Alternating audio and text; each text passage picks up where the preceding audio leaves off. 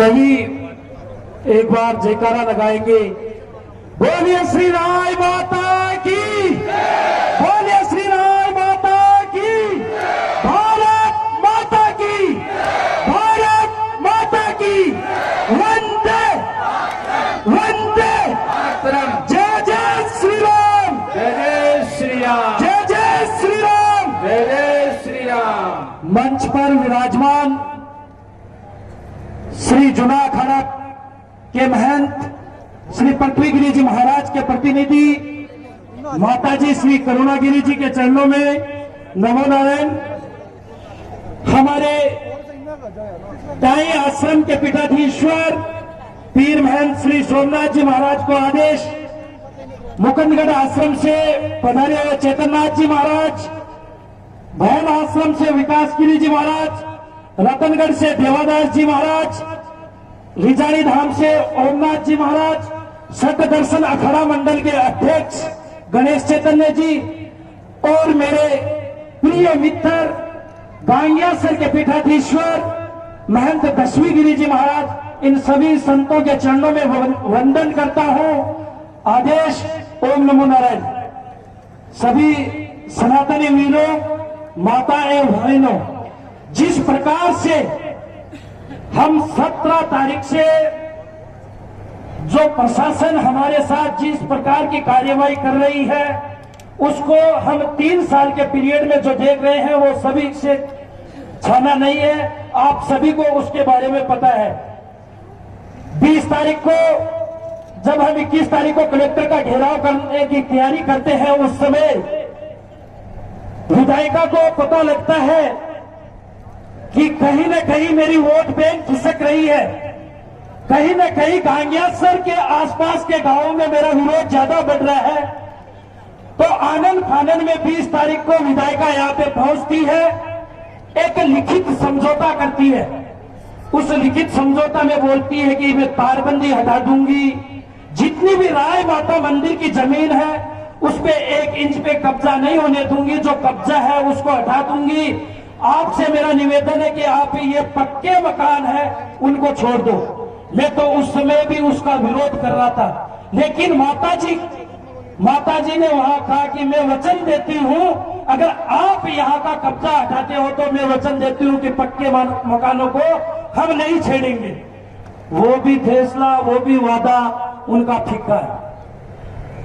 उसके बाद एक वादा वहीं अंदर बैठे हुआ कि जिस प्रकार से दशवीगिरी जी महाराज पे, मेरे पे जिस प्रकार साधु संतों पे जो नोटिस आ रहे हैं, 108-16 के जो नोटिस भेज रहे हैं, वो नोटिस ना भेजे जाए, जो नोटिस दिए हैं वो वापस लिए जाए।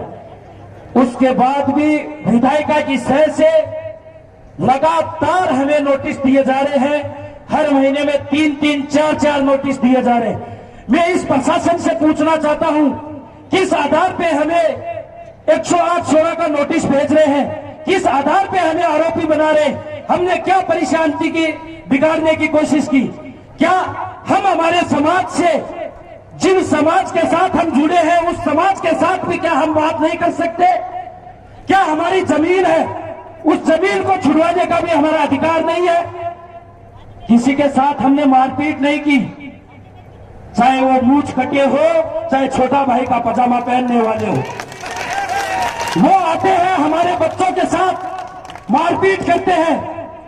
वो आते हैं, अगर हम तारबंदी करते हैं तो उसमें आके हमारे साथ मारपीट करने की कोशिश करते हैं। और लगातार कभी किसी जानू जी पे, कभी गोपी सरपंच पे, चाहे कितने भी यहाँ के कार्यकर्ता हो, कभी महाराज जी पे, कभी मेरे पे, प्रशासन में जाके वहां पे एप्लीकेशन लगाते हैं। और तुरंत प्रभाव से प्रशासन बोलता है, ये रविनाथ यहां न आए तो हम कब्जा हटा देंगे, ये जानू जी यहाँ पे ना आए तो हम कब्जा हटा देंगे, प्रधान जी ना आए तो कब्जा हटा देंगे, महेंद्र जी ना आए तो कब्जा हटा देंगे। क्यों भाई, तेरा बाप की जागीर है क्या यहाँ ना आए? ये हमारा धर्म का मामला है, हमारा धर्म का मंदिर है, हम आएंगे यहाँ पे। आप कौन होते हो हमें मना करने वाला? आपका कार्य है कानून व्यवस्था बनाए रखना, कानून के तहत काम करना।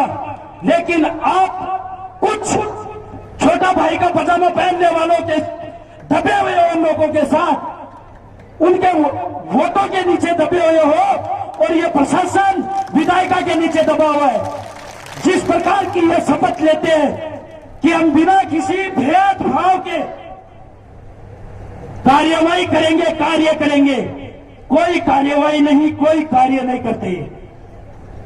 जहां विधायक है, विधायक ने फोन करके बोल दिया कि रविनाथ को अंदर डालना है, तो ये अंदर डाल देंगे। ये एक राजनीति के जो ये पदाधिकारी है, विधायक है, चाहे कोई भी पार्टी हो, इस समय देख रहे हैं हर जगह अभी मेरी बात लगातार होती है, ओमनाथ जी महाराज किया जा रहा है और वहां ओमनाथ जी महाराज झुंझुनू रेवेन्यू बोर्ड से अजमेर रेवेन्यू बोर्ड तक वहां चले गए, अपना केस लड़ रहे।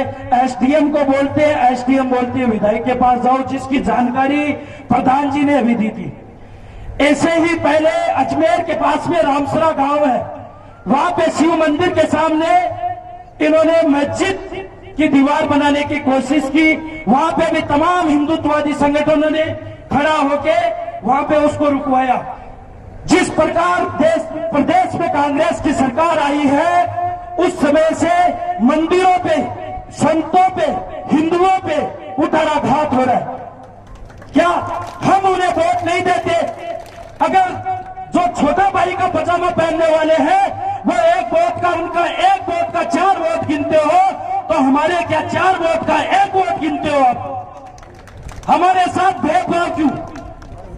हम देश में सबसे ज्यादा है, हम देश में सबसे ज्यादा टैक्स देते हैं, वो टैक्स भी नहीं देते। उनको मुफ्त की सारी चीजें भी चाहिए, उसके बाद भी अतिक्रमण करना चाहिए। चाहे आप पुराना इतिहास देख लो, महाराणा प्रताप, वीर शिवाजी के समय से देख लो, उस समय से इनका एक ही मकसद है, हिंदुओं पे आघात करो, हिंदुओं को तोड़ो। और इनके साथ कुछ ऐसे जेचंद भी अपने समाज के भरे पड़े, ऐसे जेचंद भी हमारे समाज के भरे पड़े हैं, जो जेचंद अभी गांगियासर राय माता मंदिर मैटर में भी अपनी पूर्ण भूमिका निभा रहे। उन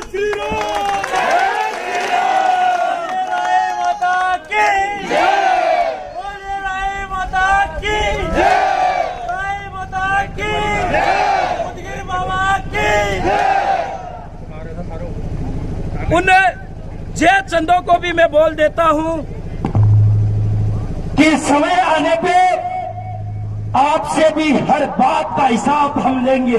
ये समाज लेगा, ये हिंदू समाज के जो युवा बैठे हैं वो आपसे पूरा बदला लेंगे। सभी बोल रहे थे इस कब्जा का क्या होगा? कब्जा, ये धर्म संसद उसी लिए बुलाई गई है। कब्जा आप जो युवा फैसला करोगे, जो समाज फैसला करेगी, वही होगा। इसमें हम कुछ नहीं कहने वाले। आपको अगर सही लगता है वो करे, आप समाज जिस प्रकार से समाज को सही लगता है वो करे। इसी बात के साथ मैं अपनी वाणी को विराम देता हूं, क्योंकि समय बहुत ज्यादा हो रहा है। वक्ता हमारे बीच में बहुत ज्यादा पधारे हुए हैं, इन सभी को भी अवसर मिलना चाहिए।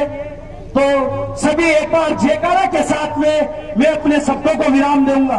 बोले गांगियासर राय माता की, भारत माता की, भारत माता की, वंदे वंदे, जय जय श्री राम, जय जय श्री राम, जय श्री राम जी।